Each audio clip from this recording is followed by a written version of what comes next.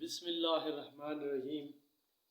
اس episode یا اس chapter میں ہم پڑھیں گے حضرت علی رضی اللہ تعالیٰ عنہ کے بارے میں مزید آگے پڑھتے ہیں۔ سب سے پہلے حضرت علی رضی اللہ تعالیٰ عنہ کا کوفے کو دارالخلافہ بنانا۔ اس سے پہلے جتنے بھی خلفائے راشدین گزرے ہیں انہوں نے مدینہ سے میں ہی بیٹھ کر حکومت کی، مدینہ ہی کیپٹل تھا، لیکن حضرت علی رضی اللہ تعالیٰ عنہ نے مدینہ کی بجائے کوفہ کو دارالحکومت بنا لیا، کیونکہ وہاں پہ کوفہ میں حضرت علی رضی اللہ تعالیٰ عنہ کے بہت زیادہ حمایتی تھے اور انہوں نے ان کو دعوت بھی دی تھی، تو اس طرح حضرت علی رضی اللہ تعالیٰ عنہ کوفہ چلے گئے۔ آگے آتا ہے عمال کا تقرر۔ عمال یا گورنر، جب حضرت علی رضی اللہ تعالیٰ عنہ جنگ جمل کے بعد کوفہ کو دارالحکومت بنایا تو انہوں نے عمال یا گورنرز مختلف علاقوں میں مقرر کیے۔ اس سلسلے میں سہیل بن حنیف کو مدینہ کا حاکم بنایا، قیس بن سعد کو مصر کی ولایت پر مامور کیا، حضرت عبداللہ بن عباس کو بصرہ پر مقرر کیا، اشعث بن قیس کو آذربائیجان، یزید ابن قیس ارجی کو مدائن پر، عمر بن ابی سلمہ کو بحرین پر، مسکلہ بن حبیرہ کو ارد شہر ہرا پر، منظر بن ہاروت کو استرہا پر، زیاد بن ابی کو فارس پر، اور اس طرح مختلف علاقوں کے گورنر مقرر کیے۔ اسی طرح عربی بن کاس کو سیستان کے علاقے پر، اسی طریقے سے اور بھی جو چھوٹے چھوٹے صوبے تھے ان پر گورنر مقرر کیے۔ اس کے بعد ہم آتے ہیں امیر معاویہ کو بیعت کی دعوت، دوبارہ دعوت دی۔ پہلے بھی دعوت دی، گورنر بنا کر بھیجا اپنا بندہ حضرت علی نے، لیکن انہوں نے انکار کیا۔ اب دوبارہ ان کو دعوت دی اور ان سے کہا کہ جن لوگوں نے حضرت ابو بکر اور حضرت عمر کے ہاتھ پر بیعت کی تھی انہوں نے میری بیعت بھی کر لی ہے، اس کے بعد کسی کے لیے چوں چراں کی گنجائش نہیں ہے۔ خلیفہ کے انتخاب کا حق مہاجرین و انصار کو ہے، اس کے مطابق مجھے خلیفہ بنایا گیا ہے، لہٰذا آپ بھی میری بیعت کریں۔ قاتلین عثمان کو بہت آڑ بنا چکے ہو، بیعت کے بعد باقاعدہ مقدمہ پیش کرو، میں اللہ اور سنت رسول اللہ کے مطابق اس کا فیصلہ کروں گا۔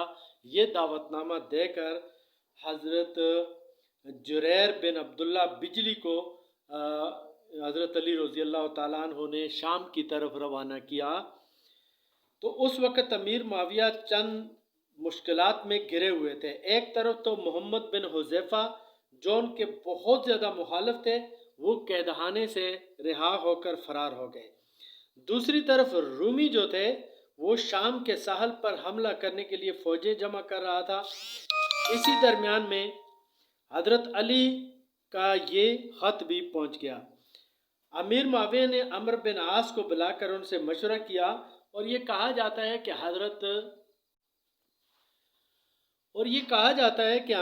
امیر معاویہ بیعت کر ہی رہے تھے، لیکن عمرو بن عاص نے ان کو مشورہ دیا کہ آپ بیعت نہ کریں۔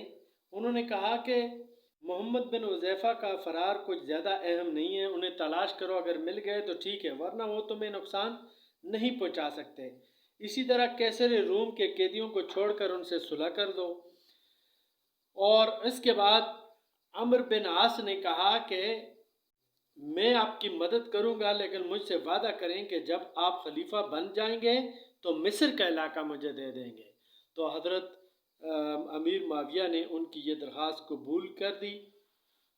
اس کے بعد یہ حضرت علی کے خلاف پروپیگنڈا شروع ہوتا ہے شام میں۔ تو شام کے ایک بہت بڑے بزرگ تھے شرحبیل بن سمت کندی۔ تو یہ عمرو بن عاص نے ان سے کہا کہ اگر یہ بزرگ آپ کا ساتھ دیں اس کو پہلے سمجھائیں تو یہ سارے شامی حضرت علی کے خلاف ہو جائیں گے۔ تو امیر معاویہ نے ان کو بلایا، ان سے بات کی، انہوں نے بات مان لی، اور اس طرح پورے شام میں انہوں نے دورہ کیا اور سارے کے سارے شامی جو تھے وہ حضرت علی کے خلاف ہو گئے۔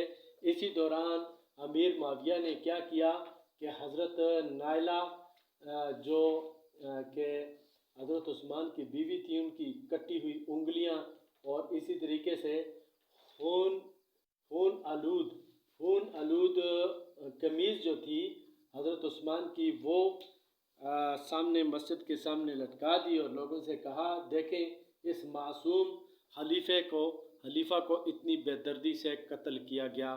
تو اس طرح سارے شامی حضرت علی کے خلاف ہو گئے، اور اب امیر معاویہ نے ایک بڑی فوج جمع کی۔ کہا جاتا ہے کہ اس کی تعداد تقریباً 45,000 کے لگ بھگ تھی یا 50,000 کے قریب تھی۔ تو جب حضرت علی کو اس کا پتہ چلا تو آپ نے بھی اپنی فوج تیار کی، جس کی تعداد روایت کے مطابق 65,000 بتائی جاتی ہے۔ آپ بھی چل پڑے اور دونوں فوجوں کا سامنا ہوا صفین کے میدان میں، جس کو جنگ صفین کہا جاتا ہے۔ تو یہ شامی پہلے ہی پہنچ چکے تھے اور شامیوں نے جو پانی کا ذخیرہ تھا اس پر بھی قبضہ کر لیا۔ حضرت علی نے جب اپنے آدمی بھیجے تو انہوں نے پانی دینے سے انکار کیا، تو حضرت علی نے زبردستی پانی پر قبضہ کیا، لیکن آپ نے شامیوں کا پانی بند نہیں کیا، بلکہ کہا کہ آپ کو جتنا پانی ضرورت ہو آپ لے جائیں۔ تو اس کے بعد کوششیں بھی بہت ساری ہوئیں کہ جنگ نہ ہو، لیکن آخرکار 37 ہجری، یہ 37 ہجری کا واقعہ بنتا ہے۔ 37 ہجری میں آخرکار جنگ شروع ہو گئی اور بڑی خون ریز، پہلے تو شروع میں ہلکی پھلکی جھڑپیں ہو جاتی تھیں، لیکن بعد میں بڑی خون ریز جنگیں ہوئیں، اور کہا جاتا ہے کہ کم و بیش 90 معرکے ہوئے۔ ان میں 45,000 شامی اور 25,000 عراقی کام آئے۔ 45,000 شامی اور 25,000، یہ میں نے 45,000 شامی لکھا ہے، یہ اصل میں 45,000 شہید ہوئے۔ اس کی تعداد 65,000 کے لگ بھگ تھی شامی فوج، اور حضرت علی کی جو فوج تھی یہ اس سے زیادہ تھی، یہ 70,000 یا 75,000 کے آگے پیچھے تھی۔ تو صرف 45,000 تو میدان جنگ میں کام آئے، جنگ صفین میں۔ تو اس طرح شامیوں کا زیادہ نقصان ہوا، اور امیر معاویہ کی سمجھ آ گئی کہ ہم حضرت علی سے جنگ نہیں جیت سکتے، اور پھر اس کے بعد یہ آتا ہے لیلۃ الحریر کی فیصلہ کن جنگ۔ یہ سب سے آخر میں لڑی گئی اور یہ خون ریز معرکہ تھا، اس میں رات دن مسلسل جنگ ہوتی رہی۔ میدان جنگ میں لاشوں کے ڈھیر لگ گئے، ہر طرف خون کی ندیاں بہہ گئیں، اور دوسرے دن صبح کو مردوں کی تجہیز و تکفین کے لیے جنگ ملتوی کرنی پڑی۔ اس کے بعد حضرت علی نے دوبارہ تیاری شروع کی، لیکن اس مرحلے پر جنگ بالکل فیصلہ کن مرحلے میں داخل ہو چکی تھی، اور واضح نظر آ رہا تھا کہ امیر معاویہ کو اس میں شکست ہو جائے گی۔ اب اس طرح ہوا ہے کہ امیر معاویہ نے کہا کہ اس جنگ میں مجھے شکست ہو جائے گی، اور دوسری بات یہ تھی کہ مسلسل 3 مہینے سے ہم جنگوں میں الجھے ہوئے ہیں، تو یہ رومی جو ہیں ہماری سلطنت پر حملہ بھی کر سکتے ہیں۔ اسی دوران عمرو بن عاص نے ایک تدبیر انہوں نے بتائی۔ انہوں نے کہا کہ شامی فوج کے جو لوگ ہیں آج سب سے اگلی صفوں والے، وہ قرآن پاک جو ہے اس کو نیزوں پر اٹھا کر آگے جائیں اور کل اعلان کریں کہ ہمارے درمیان فیصلہ یہ قرآن پاک کرے گا۔ اگر اس طرح حضرت علی کی فوج میں پھوٹ پڑ جائے گی۔ صبح اسی طرح ہوا کہ شامی جو تھے وہ حضرت امیر معاویہ کی فوج کے، وہ قرآن پاک کو نیزوں پر اٹھائے ہوئے آگے آئے، اور انہوں نے کہا کہ ہمارے درمیان یہ قرآن فیصلہ کرے گا، اور یہ جو تدبیر تھی بڑی کارگر ثابت ہوئی۔ حضرت علی اور ان کی فوج کے بعد دوسرے جو عاقبت اندیش افسر تھے انہوں نے مخالفت بھی کی۔ حضرت علی نے فرمایا کہ یہ بالکل فریب ہے، لیکن ایک بڑی جماعت پر یہ جادو چل گیا۔ انہوں نے کہا کہ شامیوں کو اسی کتاب کا پابند بنانے کے لیے تو ہم ان سے لڑ رہے تھے، اب جب کہ وہ خود ہمیں اس کی دعوت دیتے ہیں تو ہم ان سے انکار نہیں کر سکتے۔ اس طرح جنگ ختم ہو گئی، اور بعد میں اس طرح ہوتا ہے کہ دونوں فوجیں جو ہیں وہ یہ فیصلہ کرتی ہیں، دونوں پارٹیاں، کہ دو بندے جرگے کے طور پر دو بندوں کو اختیار دیتے ہیں، وہ فیصلہ کریں کہ اس کا کیا حل ہوگا۔ تو حضرت علی کی طرف سے موسیٰ اشعری اور امیر معاویہ کی طرف سے عمرو بن عاص، یہ دونوں مقرر کیے گئے۔